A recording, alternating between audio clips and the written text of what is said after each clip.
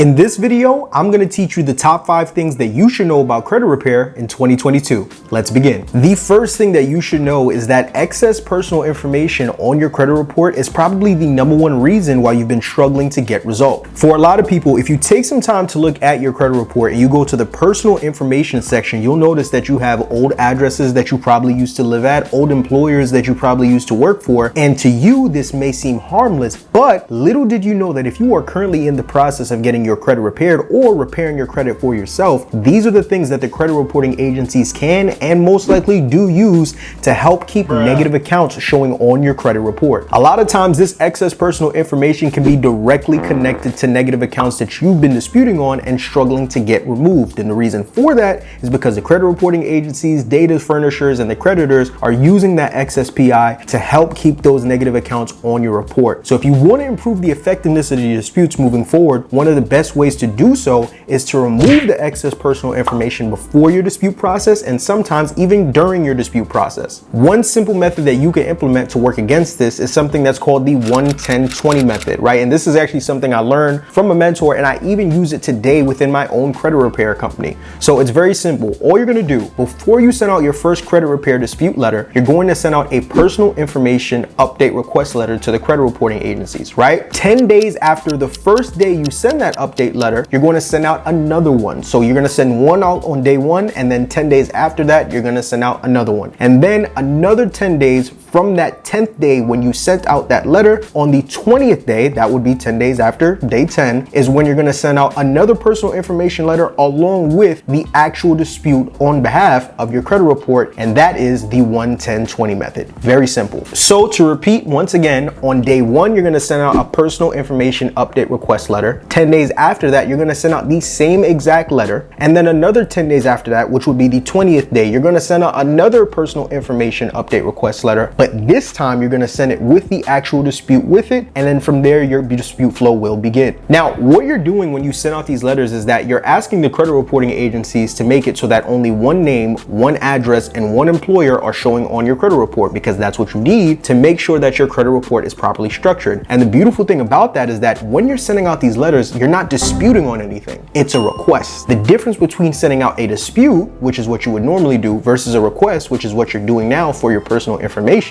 is that with a request, you don't need to send it every 30 to 35 days like you normally would for a dispute. With a request, you could send it every 5 days, every 10 days, every 20 days. You could send it every day if you want to, right? And that's the beauty of it, which is exactly why if you're currently in your dispute flow, if you're currently disputing on your behalf and you're watching this and you're thinking to yourself, is it too late for me to send out this personal information update letter to get my PI updated? The answer to that question is no, it's not. It doesn't matter if you're 30, 60, 90, 120 days into your dispute flow. You can send these personal information update request letters whenever you want and how often you want, up until you get to the point where the excess personal information is removed, and then from there you can stop. But until that happens, spam the bureaus, bust them in their neck, you understand, until you get what you need to get. Now, for anybody who's watching this that doesn't have access to a personal information update letter, I'm gonna make the one that I use within my credit repair company available in the description below. But as a disclaimer, this is something that a lot of people are gonna struggle with, so I need you all to listen very closely to how you're gonna get access to the letter. The link is gonna be available in the description below. In order for you to get your own copy that you're gonna be able to edit, all you're gonna do is go into the description, click the link, it's gonna bring you to a letter. You're not gonna be able to touch it and edit it because everyone else is going to have access to it. So what you're going to do instead is, once you get on the Google Doc page where the letter is,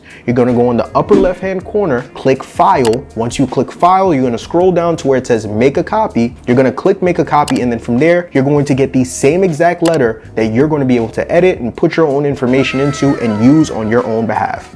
You're welcome. This second thing that you should know about credit repair in 2022 is that there are secondary credit reporting agencies that are feeding info for accounts that may be showing on your credit report. So everybody and their auntie knows about Experian, TransUnion, and EQUIFAX. And if you've been following me for long enough, you most likely also know about LexisNexis, SageStream, ARS, Innovis, and CoreLogic. But there are even more specialty credit reporting agencies out there that are feeding information to the big bureaus that are helping to keep certain accounts on your credit report. And you need to to know about them. So for example, there's actually a specialty credit reporting agency called MIB Incorporated. And for those who don't know, MIB is actually a specialty credit reporting agency that's responsible for feeding information for accounts like medical collections that could be showing on your credit report. So if you're currently in the process of preparing you or somebody else's credit and they have a medical collection on their credit report, you shouldn't just be sending your dispute letters to Experian, TransUnion, and EQUIFAX, but you should also be involving MIB as well to improve your chances of getting that account removed expeditiously.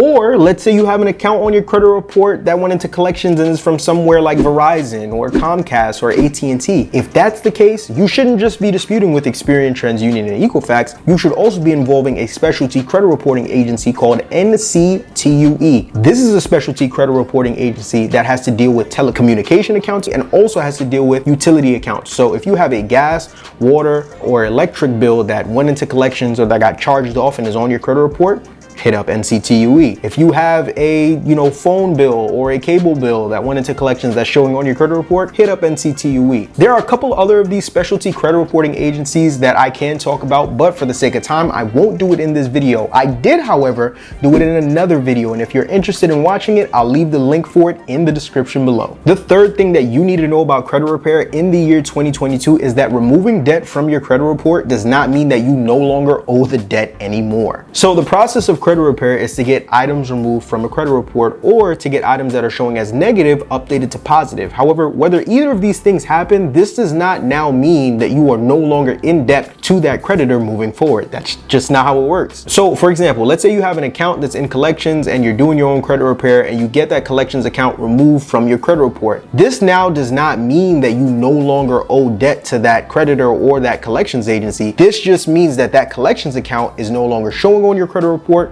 Thus, it is no longer negatively affecting your credit. That's it. But just because that account was removed from your credit report does not mean that you are no longer in debt to that collections agency. You are still in debt to that collections agency. It's just that that debt is not showing on your credit report anymore. But one does not connect with the other. You still owe that company. Conversely, paying a collections account does not guarantee that that account will be removed from your credit report as well. This is another big misconception that I deal with when it comes to a lot of people. So just because you pay a collections agency that you are in debt to does not mean that poof, that account is going to fall off of your credit report unless you get a pay for deletion agreement, which from what I'm hearing, a lot of people have been struggling to get when it comes to dealing with a lot of collections agencies. But once again, understand that when you pay for a collections account, when you pay that debt off, that doesn't automatically guarantee that the account is going to get removed. So these are two very important things that you need to make sure you understand. The fourth thing that you should know about credit repair in the year 2022 is that after 2 years, late payments no longer negatively affect your credit report. Now, yes, when it comes to credit reporting, a late payment can stay on your credit report for up to 7 years. However, once it crosses that 24-month mark, it is no longer negatively affecting your score.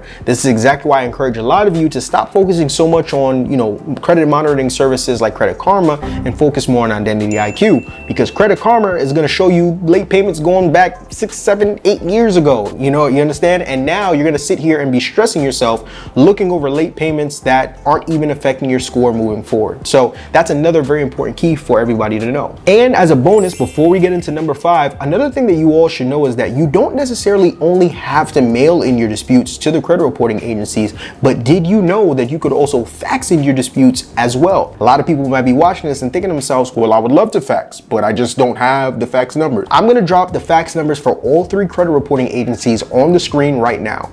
Take a screenshot, take a pen and paper, write them down, and then from there, not only can you mail in your disputes to the credit reporting agencies by hand mail, but you could also fax it over to them as well to increase the effectiveness of you being able to get certain negative accounts removed. And if you're watching this, but you don't necessarily know what software or website to use, personally, you could either sign up for a program like Ring Central to get access to their faxing services, or you can use another website called HelloFax, which is another great alternative to you be able to fax these documents over to the credit reporting agencies online instead of having to go into like a Staples or a Target or anything else like that. You're welcome. And the fifth and final thing that you should know about credit repair in the year 2022 is that when it comes to mailing your credit repair disputes, you do not need to mail your disputes via certified mail. Now, this is gonna get people upset because I know your favorite credit repair guru probably told you, send via certified mail. You need a paper trail, words and pointing of the finger. But I'm here to tell you right now, from my personal experience, I've sent via certified mail and I've sent via regular mail, and the only difference that I've seen is just how much I'm paying. It doesn't really make that much of a huge difference as it pertains to making sure the credit reporting agencies got your letter or not. As long as you're putting the right addresses on there, the credit reporting agencies will get your letter. Now, from what I've seen as of late, the processing of those letters